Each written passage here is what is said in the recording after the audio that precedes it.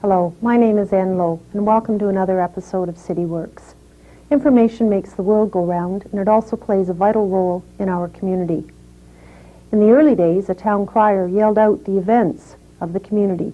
Today, you can pick up a newspaper and read about events from around the world, or listen to the radio for live events.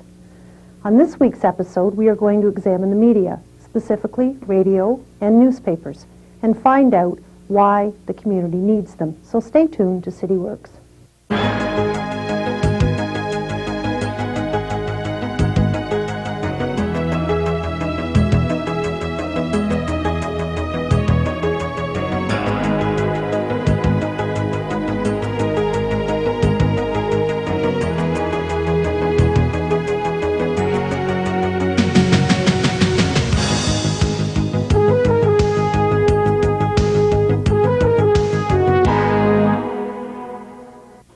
Welcome back to City Works. One of the oldest forms of information providers is the newspaper. In ancient Rome, handwritten notes were posted for the public, and in the mid-15th century, movable metal type was invented, which made early newspapers possible. Today, communities still need newspapers to help keep the public informed about weekly events.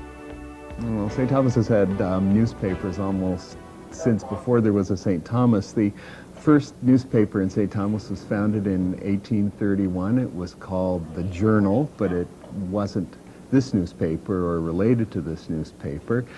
And it was a Tory newspaper. In those days, newspapers were heavily identified by their politics.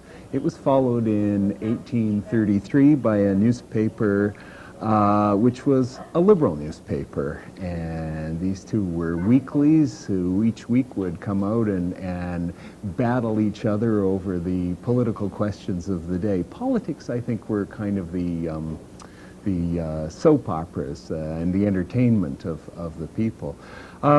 They took their politics seriously. The liberal paper, the one founded in 1833, very soon afterward found itself in hot water, and a gang of Tories came over and grabbed the printing presses and dumped them over the edge of the hill down on Talbot Street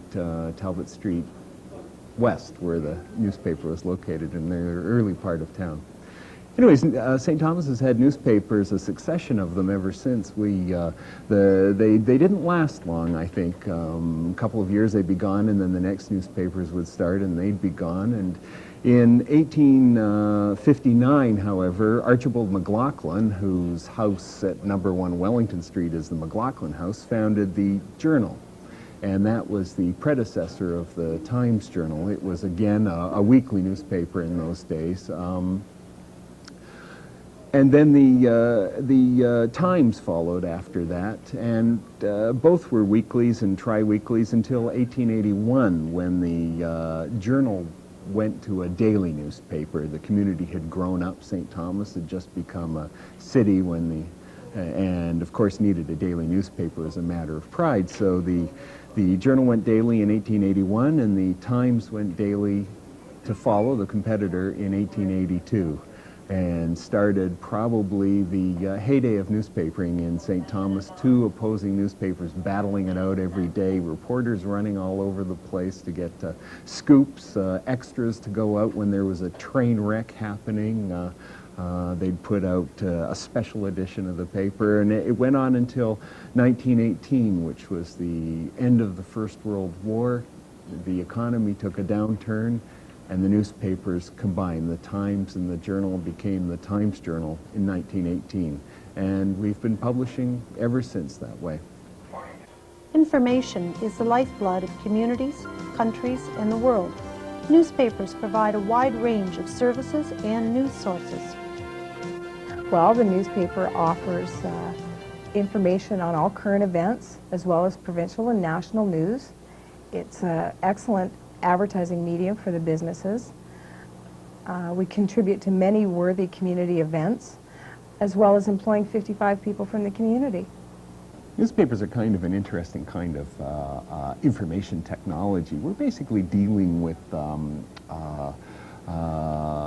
mechanics of a Victorian era, printing presses and words and paper, all those things people say are going by the way, but I don't believe so. You know, we need newspapers, and I think one of the easiest explanations is you can't read your computer in a bathtub. That's what one of the previous publishers of this newspaper said. But I think the Times Journal, a small-town daily newspaper, is probably the most effective, efficient way to deliver hometown news to a hometown audience, and that's basically what we are. But the newspaper is important as well, not only because we're telling people what's going on, it's important because we're acting as a voice for the community and as an identity for the community. You know, this newspaper, with the closure of the psychiatric hospital, for example, was able to mount a petition campaign to raise, I think it was 15,000 signatures to send off to Toronto with the MPP, Peter North. I don't know that anybody else would have been able to do something like that. And that was a fine hour for the Times Journal, and I think it underlined why a hometown newspaper is important to a community. Because if we were to lose something like the Times Journal, I think we'd lose a big part of our identity as St. Thomas. The size of the community reflects the number of newspapers sold and published, as well as whether the paper is produced on a daily or a weekly basis. There's several publications that come into St. Thomas, trade publications, weekly newspaper publications, but the St. Thomas Times-Journal is the only daily community newspaper in St. Thomas. We have approximately 9,000 subscribers. We estimate that approximately 3 people per household would actually read the paper. So that gives us a readership of 27,000 approximately, St. Thomas Times-Journal. Now various communities have various paid subscriptions. When you're looking at the number of subscriptions, which are actually the ABC audited figure, you're actually only looking at the number of households that the paper goes into. You have to remember that the community paper is usually read by almost everyone in the household. Newspapers require a team of trained personnel in order to acquire news, pictures, and advertising, as well as assembling the information in a presentable form. Okay, what does a publisher at the newspaper do? Well, a publisher is responsible for all the editorial and the advertising content. We're responsible for the financial aspects of the paper. Here at the St. Thomas Times-Journal, we have several different departments. The department heads report to the publisher, and I also run the sales department here at the Times-Journal. Our sales department consists of 5, 4 that are in display and 1 in classified, and they all report to me as well. I put together the sales promotions that we do. The function of the city editor really is to kind of quarterback the news team, really, rather than being someone who is like the old days when the city editor was the hard-drinking, hard-smoking ogre of the newsroom. Nowadays, the city editor is really just kind of the captain of the team who organizes the daily work of the reporters. We look at the assignments that we have from various agendas that we receive, calls that people give us so that we know what's going on in the community, and of course our own contacts that we have. And the city editor's job is to organize each day what the reporters are doing, what's going to be covered, sometimes how it's going to be covered, assign pictures and so on, so that we have a package of information to deliver to the readers the following day. What does a journalist do is probably the easiest question to ask and probably the most difficult question to answer. Basically, as a journalist, practically, I go out and ask people questions, listen to their answers, take notes on what they say, and write a story out of it. That's the short of what a journalist does. The long of what a journalist is our job is to tell people what the news of the day is.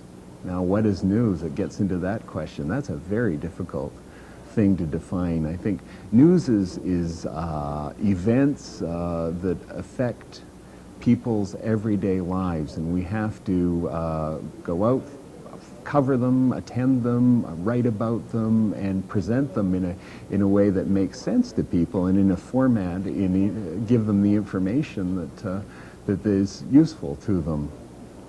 I guess on the question of training, is our journalists trained or are journalists born? And it's a little bit of both, actually.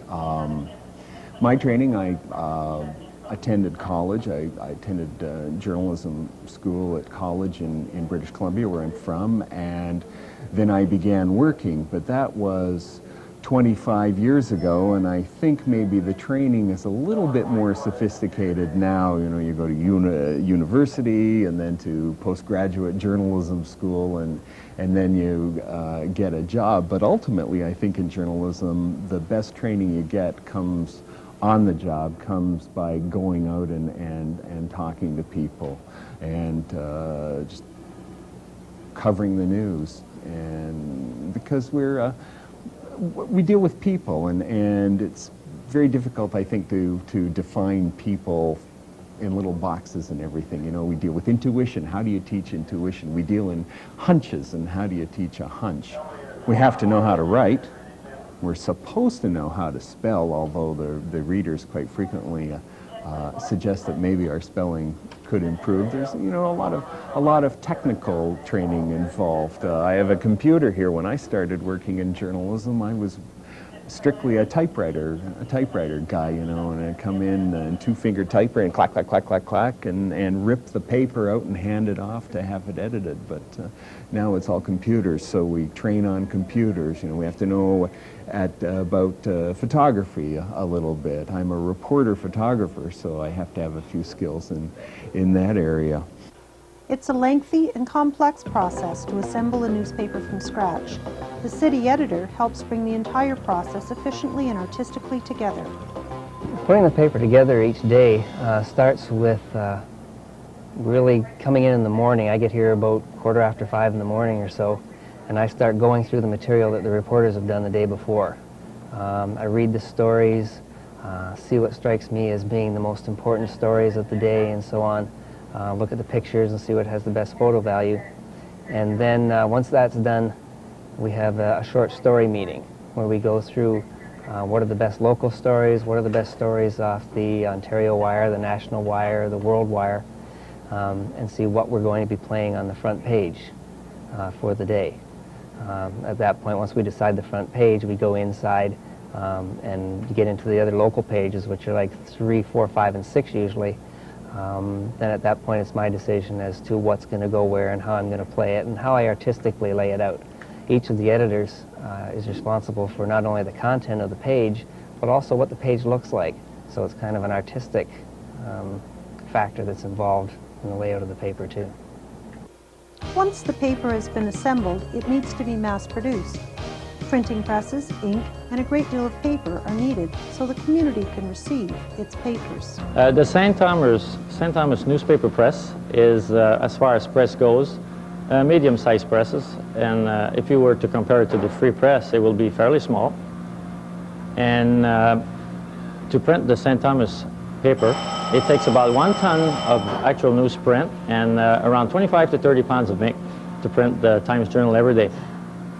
Newspapers have been around for hundreds of years, and despite newer information technologies, will be around for many more years, adapting to the public's needs. I think community newspapers will always be important in the community. We try to keep up with the times here at the St. Thomas Times Journal. We have our own internet web page. We offer short bits of the news. It changes on a daily basis. We also offer classified advertising, and we have email. You can directly send letters to the editor if you're on the net. Newspapers are only part of the media. The airwaves contain another source of information and entertainment through radio broadcasting. Well, a radio station provides two things usually. It's information and entertainment, and sometimes radio stations provide more of one at any given time. People generally are more interested in the information when they first start their day, so we tend to put most of our information on during the morning when people are just getting out of bed and getting on with life, and telling them what they should wear when they go outside, starting with the basics and then moving to sometimes a little bit more pertinent information about things that will affect their day on a slightly greater basis. One of the things that we pride ourselves on is our ability to inform people very quickly. With television and especially with print, there's usually a lag time of sometimes it's instantaneous. I mean, CNN has changed the news business a lot, and instantaneous television has come a long way in the last few years. But we have the ability to inform people absolutely instantaneously. Within 30 seconds of getting a piece of information here, we can generally get it on the air within a minute and let people know. So one of the biggest things that we have as our advantage in radio is our ability to communicate very quickly. Radio does more than just provide entertainment. It is a source of information, such as news and weather, as well as community events. There's a number of different community services that a radio station can provide. Everything from letting students know if their school is open or closed today, if there's a problem with the weather or those kinds of things. Also, opening up a lot of other political issues, raising awareness about what's going on in the community. I mean, one of the biggest things as an information source is getting people aware of what's happening in their community, not just what's happening in their own lives, but what's happening with their neighbors and in other neighborhoods as well. And once that happens, then political forces come into play, and people start doing things about it. A lot of times we find that we're sometimes the rallying cry, and then people take over from there. We let them know we're the information source. They find out from us, and then they start to think that maybe they should do something about it. And sometimes we get involved to a larger degree at that point as well. Just recently there was a young boy from Haiti and who came to London for an operation, and we had spoke to the people that brought him here and spoke to the doctor and had them on the air with us, and we received a lot of calls from people saying, how can we help? And at that point we decided, well, maybe we should do something that we can set up and have people help that situation. So we had a function where we had donations and raised some money to see if we could help the infant in the aftercare situation. So sometimes it's just an information situation, just letting people know and inspiring them to act, and sometimes it's a situation where we'll take it upon ourselves to maybe do a little bit extra and get the ball rolling ourselves. It takes many skilled people to operate and maintain a radio station, as well as give the radio station its own unique voice and personality. Well, a program manager does a lot of different things at a lot of different times. I mean, basically, the job is making sure that everything we're doing on the air is right for the audience that we're trying to attract. So at any given time, that can mean programming the music, or monitoring what the announcers are saying, the type of commercials that we're playing, the type of advertising that we accept or don't accept. It's an all-encompassing position. Kind of a jack of all trades kind of a job, but it really comes down to what comes out of the speakers, and everything that does come out of the speakers sort of falls under my responsibility. Now, granted, there's a big team of people here that are helping put it all together, so a lot of times it's just making sure that they're fully understanding what the role of the station is and what the role of their job is. And we're lucky in our situation where we have a lot of really talented people that we can let them do the things that they do and not have to interact with them that often, other than on some of the finer points of the business. So there's a lot of different things that go on, but the main thing is making sure that we're doing the right thing to attract the type of audience that we're going after. Promotion director, what do I do? Well, I get to drive around in this fancy little vehicle here, and I pretty much put together promotions for both the radio station and the sales department, sales-driven promotions, tried to build revenue as well as interest the listener, and station promotions just basically are fun for the listener, try to make the listener listen longer, and we always love to give away trips and prizes and that sort of thing, and we think that pretty much, it's fun to hear people win, it's fun to hear reactions and that sort of thing, so I pretty much zero in on promotions that are fun for our listener. Well, DJ is a radio announcer, I suppose, and basically what we're supposed to do is keep people around by selling our personalities, and we sell the music we play, and the entire business is driven by commercial advertisers, so our duty is really to keep people locked into the radio station while we do take breaks to commercials. We want to keep them there, so we want to sell our personalities to keep them there. That's the main focus. Of course, we do other things in the community too, like some nights we go out to various establishments and have a certain theme night at certain restaurants and bars, or we do some charity stuff too. We bring bands on, but more than that, my day starts around noon. I get on the air at 2 o'clock until 7, and then I go into the production studio and I record some commercials, and then I look through the newspapers, 2 or 3 of them. I always have to basically pay attention to what's going on, keep my fingers in the pie, and know what people are talking about around the water coolers of wherever that they may be, and that's the trick. Just know what's going on and try and purvey it in some different kind of slant that nobody's thought of before. That's the trick. Working in a radio station, that is the best way to get your experience, and some kids don't go to college. However, more do these days.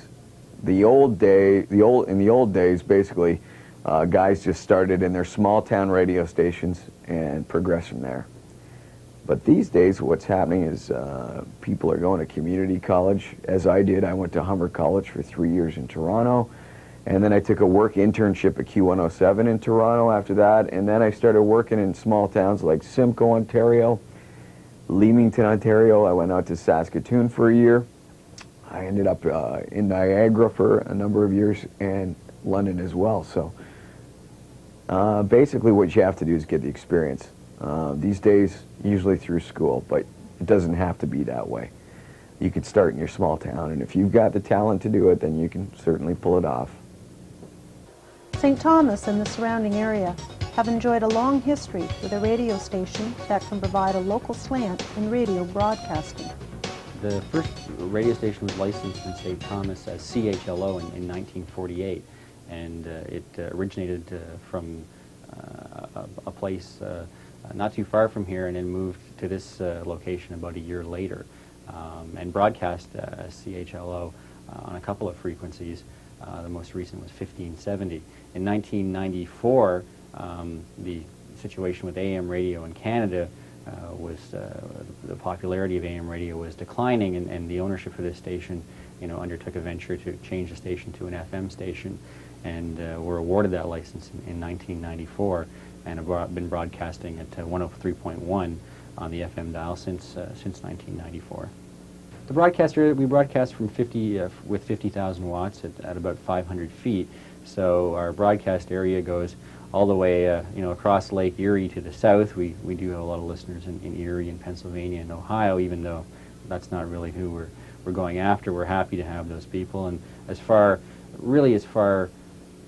east as Woodstock it encompasses, and north through Exeter and northwest to Grand Bend and those types of areas. Our number one focus is obviously the St. Thomas and London area. A radio station is similar to any other business. It has expenditures and requires funding in order to operate and continue to broadcast effectively. Radio stations get their funding from advertisers, for one. In my department, they get their funding. What we do is we say, okay, look, you're going to buy this many commercials. We are going to give you a promotion based on your products, based on the music we play at the station. Sometimes we'll tie 2 clients together to build a promotion where we can give away, like KFC and Sleeman's, we tied together for our backyard barbecue party last year. So they buy certain spots in the radio station, which creates revenue for us, and we turn around in exchange and run them a promotion, give away some chicken wings and some beers, a couple t-shirts at a backyard party. We run like a 2-week contest promotion to sort of lead up to that, and that way again it comes back to being great for our listeners, great for our clients, and that's how we make our money. As in all other forms of media, radio has to change and grow with the times. This means taking advantage of new and upcoming technologies. Well, radio is constantly evolving. It's changed dramatically since Marconi came up with the first one. The radio station and the radio business has become a lot more of a business these days with much more competition and many more stations vying for dollars. And you know, it's very much business oriented, probably a lot more than it has been in the past.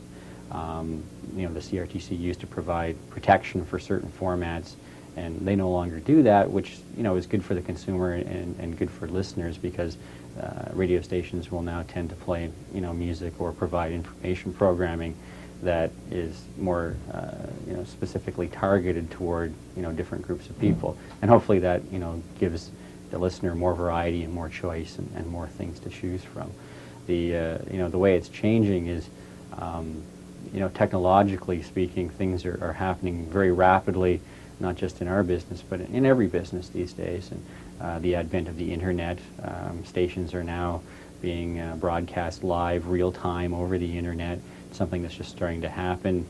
Where it's going, well, we're not really sure at this point, but we're pretty sure that it's going to be a very important part of, you know, the future of radio. Digital broadcasting is something else that's going to be coming along probably in the next 5 or 10 years. I know they said that 5 or 10 years ago, but at some point it is going to happen. And when that does, there will be no differentiation between AM and FM. Every signal will be digital quality. And instead of having one transmitter, radio stations will have a variety of smaller transmitters at different locations throughout their broadcasting area. So there will be never, you know, very seamless sound, and never get the dropouts or multipathing that you now get through, you know, FM or AM transmission. So those are probably the two biggest things that are going to be happening in the future, and they're affecting, you know, everything that we do right now. As we've seen, the media plays an important role in society. It is the eyes and the ears of the community. The media's function is to keep the public informed about what is going on in their community, to entertain, to allow businesses to advertise, and to keep people as part of the global community. Newspapers and radio stations, however, are only part of the media. Film, television, and the internet are all vying for public attention and for advertising dollars. I hope you've enjoyed this week's episode. I'm Ann Lowe. Stay tuned next week for another episode of City Works.